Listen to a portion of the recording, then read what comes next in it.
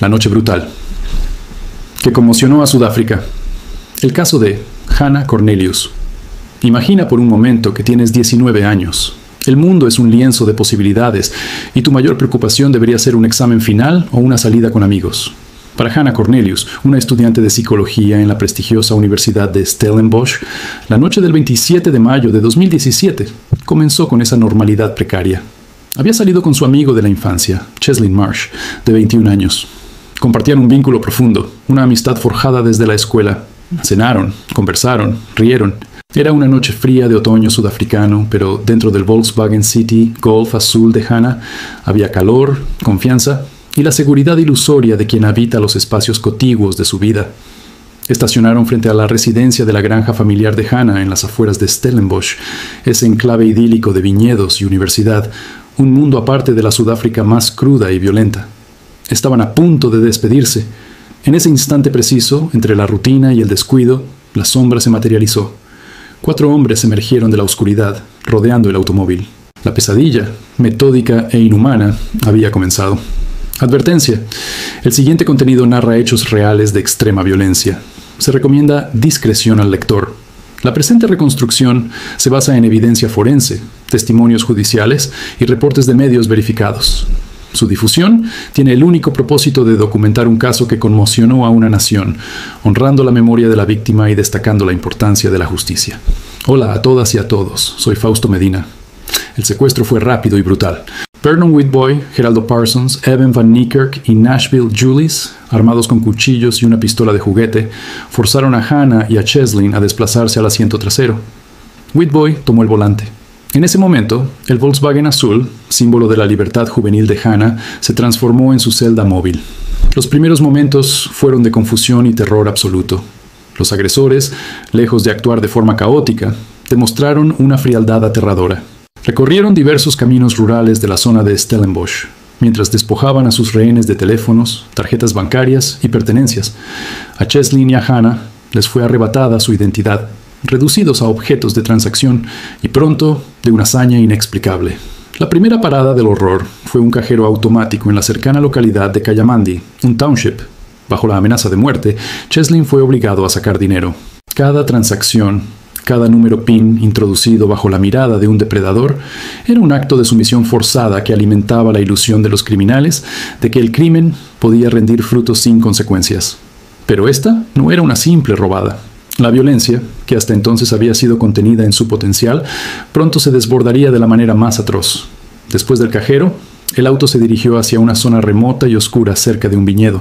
Allí, la narrativa se bifurcó en 2 senderos de sufrimiento paralelo, destinados a terminar de formas diametralmente opuestas. A Cheslin Marsh le ordenaron salir del vehículo. Lo hicieron caminar hacia un terraplén. En ese momento, quizás pensó que iban a liberarlo, o quizás intuyó lo peor. No hubo tiempo para reaccionar. Uno de los hombres, en un acto de barbarie pura, tomó una roca enorme y la descargó con toda su fuerza sobre la cabeza de Cheslin. El impacto fue devastador. Cayó al suelo inconsciente, su cráneo fracturado. Los atacantes, creyéndolo muerto, lo despojaron de sus zapatos y lo dejaron tirado en el frío de la noche, a merced de los elementos y de una muerte que milagrosamente no quiso llegar. Mientras Cheslin yacía en ese limbo entre la vida y la muerte, la suerte de Hannah tomó un giro aún más siniestro. El Volkswagen se alejó con Hannah en su interior, ahora completamente a merced de los 3 hombres restantes. Lo que ocurrió dentro de ese auto en los siguientes momentos es difícil de narrar sin que las palabras se resistan. Hannah fue violada repetidamente.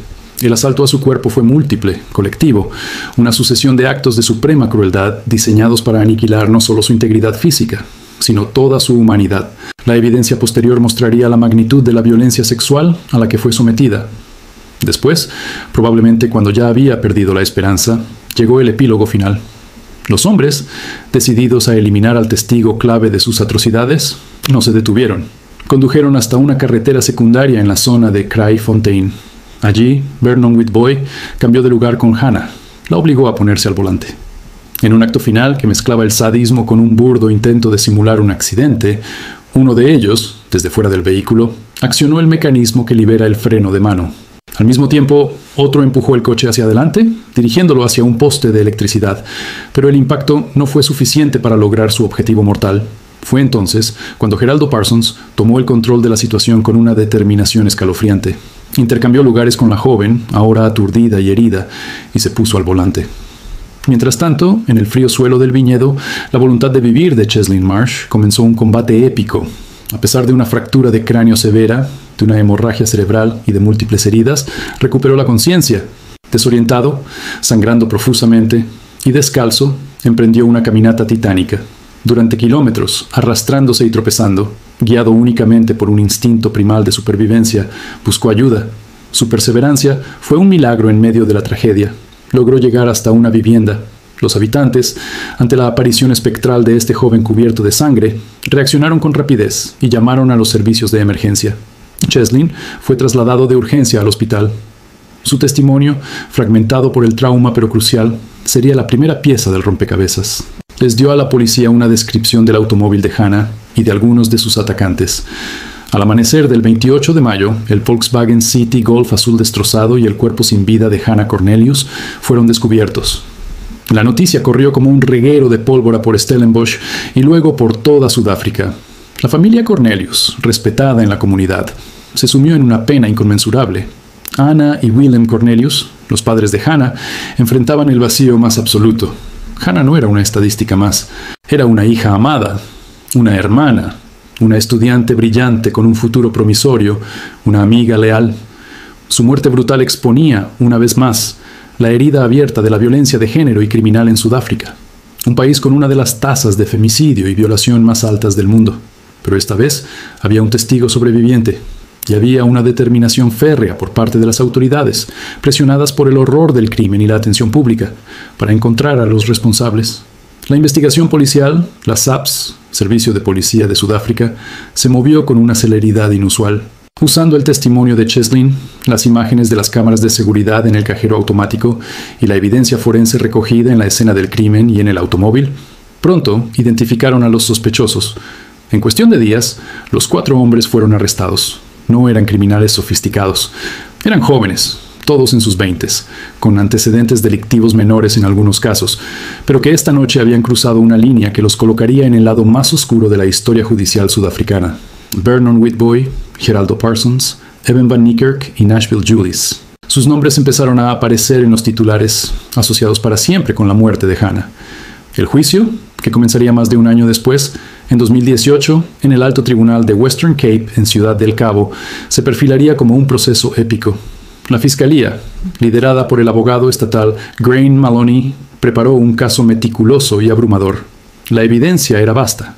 ADN de los acusados encontrado en Hannah y en el interior del coche posesión de las pertenencias robadas, identificación por parte de Cheslin Marsh y los crueles detalles forenses que contaban la historia de los últimos momentos de Hannah. Pero el elemento humano más poderoso sería la valentía de Cheslin. Aún recuperándose de sus heridas físicas y del trauma psicológico devastador, se subiría al estrado. Su testimonio sería la voz de la verdad confrontando directamente a los hombres que intentaron borrarlo del mundo. Su presencia era un recordatorio viviente de que, en su voracidad criminal, los acusados habían fallado en cerrar todos los caminos. Habían dejado un testigo, y ese testigo, con su cráneo fracturado y su memoria marcada por el horror, se convertiría en el pilar central de la búsqueda de justicia para Hannah. Mientras las familias de los acusados llenaban una parte de la sala, la familia Cornelius ocupaba la otra, sosteniéndose mutuamente, escuchando cada detalle macabro con una dignidad que conmovía a la nación. Anna Cornelius, la madre de Hannah, se convertiría en una figura de resiliencia y dolor público. El caso ya no era solo un crimen, era un símbolo, un punto de inflexión en el discurso nacional sobre la seguridad, la justicia y el valor de una vida joven truncada por una violencia sin sentido. El mundo observaba cómo Sudáfrica enfrentaba uno de sus demonios más recurrentes en una sala de tribunal, pero la historia estaba lejos de terminar. La defensa de los acusados intentaría estrategias para sembrar dudas, para minimizar su participación, para buscar grietas en un caso que parecía construido sobre roca. La verdad, sin embargo, esperaba su momento para resonar con un veredicto que marcaría un precedente. El juez que presidía el caso, el juez presidente John Clough, en ese momento, tendría en sus manos no solo la sentencia de 4 hombres, sino la oportunidad de enviar un mensaje contundente a una sociedad hastiada de impunidad. El silencio de la sala del Tribunal Superior de Western Cape, en Ciudad del Cabo, era tan denso que se podía cortar. Era el año 2018, y el juicio por el asesinato de Hannah Cornelius había comenzado, congregando la atención de una nación entera que contenía la respiración. En el banquillo, separados por seguridad reforzada, Vernon Whitboy, Geraldo Parsons, Evan Van Niekerk y Nashville Julies enfrentaban la mirada colectiva de la justicia. La fiscalía había construido un caso basado en una cadena de evidencia forense prácticamente irrompible, ADN de los acusados en el interior del Volkswagen, en el cuerpo de Hannah y en las pertenencias robadas, las imágenes de video de los cajeros automáticos, la identificación positiva por parte de Cheslin Marsh y la crueldad intrínseca de los hechos que hablaba por sí sola. Pero un juicio no es solo sobre pruebas físicas, es un duelo narrativo, un enfrentamiento entre la versión del Estado y la de la defensa, con la verdad y el dolor como espectadores incómodos. El momento más esperado y a la vez más desgarrador llegó cuando Cheslin Marsh subió al estrado. Aún llevaba en su cuerpo y en su psique las marcas de aquella noche. Su testimonio fue lento, medido, a veces entrecortado por el dolor de revivir cada segundo. Describió la súbita aparición de los 4 hombres, el miedo paralizante, la sensación de impotencia al ser despojado de todo, incluso de su dignidad. Relató con una claridad sobrecogedora el momento en que fue obligado a caminar hacia el terraplén, el silbido del aire antes del impacto de la roca, y luego la nada. Su descripción de despertar, solo, descalzo, con la cabeza hecha trizas y el instinto primario de arrastrarse hacia la civilización, conmovió hasta a los más estoicos presentes en la sala. Cheslin no era solo un testigo, era un sobreviviente, un fantasma que regresaba para exigir cuentas a quienes intentaron borrarlo.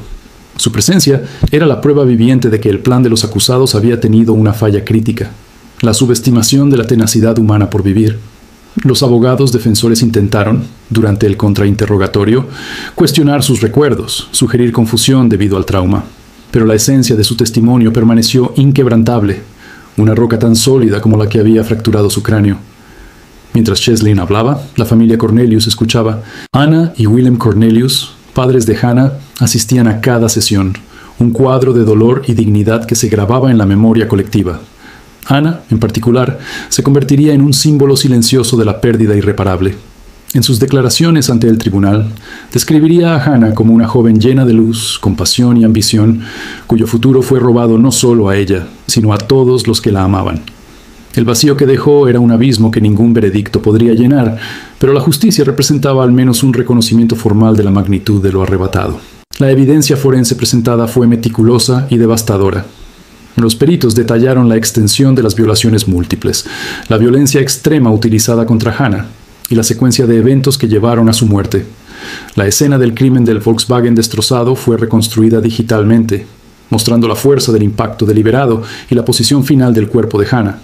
Los fiscales argumentaron que el asesinato fue premeditado, un acto para eliminar a un testigo después de una serie de crímenes atroces.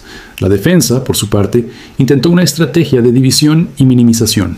Los abogados de Nashville Julies argumentaron que su cliente, aunque presente, no había participado en la violación ni en el asesinato, limitándose al secuestro y el robo. Para los otros 3, la defensa se enfocó en intentar sembrar dudas sobre la autoría material específica de cada acto, en un esfuerzo por evitar la condena por los cargos más graves. Pero un elemento se alzó por encima de las tácticas legales, la absoluta falta de remordimiento. Durante todo el juicio, los acusados, particularmente Whitboy, Parsons y Van Niekerk, mostraron una frialdad y una desconexión que resultaron aterradoras para los observadores. No hubo lágrimas, no hubo disculpas dirigidas a la familia, no hubo reconocimiento del daño causado. En cambio, en ocasiones se percibieron miradas desafiantes, incluso sonrisas fugaces entre ellos. Esta actitud no pasó desapercibida para el juez presidente, ni para la fiscalía, ni para la opinión pública. Reflejaba una profunda deshumanización, no solo de la víctima, sino de su propia condición moral. El alegato final de la fiscalía fue un tour de force emocional y legal. La fiscal Grain Maloney tejió la evidencia, el testimonio de Cheslin y los hechos indiscutibles en una narrativa coherente de maldad pura. Pidió a la corte que encontrara a los 3 principales acusados culpables de todos los cargos, incluyendo asesinato premeditado, violación múltiple, secuestro y robo agravado. Para Julies, aunque pidió una condena, reconoció una participación diferenciada. Subrayó que los crímenes no fueron un robo que salió mal, sino una orgía de violencia planeada y ejecutada con saña, donde Hannah fue tratada como un objeto para ser usado y luego desechada. La defensa, por su parte, hizo sus últimos esfuerzos por salvar a sus clientes de la cadena perpetua, argumentando circunstancias atenuantes como juventud o influencia del grupo, argumentos que resonaron con hueco en la sala cargada de dolor. Luego vino la sentencia. El juez presidente John Hough, quien presidió el caso, dedicó horas a repasar los hechos meticulosamente, sin dejar ningún detalle sin examinar. Su voz, grave y serena, llenó la sala mientras deconstruía cada argumento de la defensa y validaba cada pieza de evidencia de la acusación. No encontró, tal como había anticipado la fiscalía, ninguna circunstancia atenuante. Señaló la naturaleza particularmente brutal, viciosa y despiadada de los crímenes. Habló del profundo trauma infligido a Cheslin Marsh y del dolor insondable causado a la familia Cornelius. Y, de manera crucial, destacó la completa falta de remordimiento mostrada por los tres principales acusados como un factor que agravaba su culpabilidad moral y cerraba la puerta a cualquier atisbo de clemencia. El veredicto fue leído en noviembre de 2018.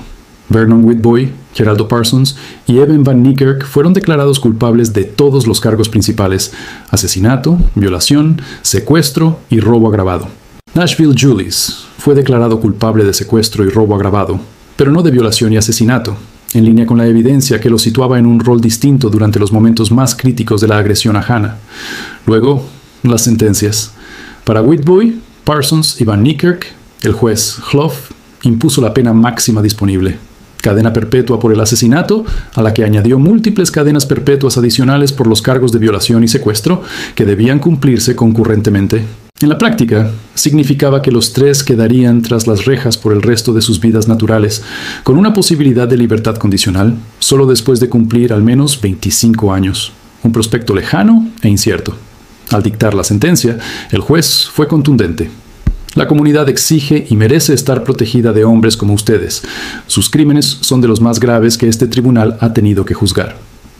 Para Nashville, Julius, la sentencia fue de 22 años de prisión, un castigo severo que reflejaba su participación activa en el secuestro y la violencia inicial, pero que reconocía la diferencia en su grado de culpabilidad en los actos finales y más atroces. El cierre del juicio no trajo un cierre al dolor. Hannah Cornelius, fuera de los tribunales, dijo a la prensa palabras que resonarían profundamente. Nadie gana. Tenemos una sentencia de por vida. Ellos tienen una sentencia de por vida. No hay ganadores aquí. Era una verdad dolorosa y profundamente humana. La justicia había sido servida de manera ejemplar, eficiente y contundente por un sistema que a menudo es criticado por su lentitud e ineficacia. Este caso fue una excepción notable. Un rayo de determinación en un panorama a menudo sombrío, pero para una familia que había perdido a una hija, una hermana, una amiga, la palabra justicia siempre estaría incompleta. Lo que habían recuperado era un sentido de equilibrio moral, la certeza de que el mal había sido nombrado, condenado y encerrado. El caso de Hannah Cornelius dejó una cicatriz permanente en la conciencia sudafricana. Puso un rostro joven, brillante y lleno de potencial a las escalofriantes estadísticas de violencia de género y crimen violento. Generó debates intensos sobre la seguridad pública, la eficacia del sistema judicial y la cultura de violencia que impregna a ciertos sectores de la sociedad.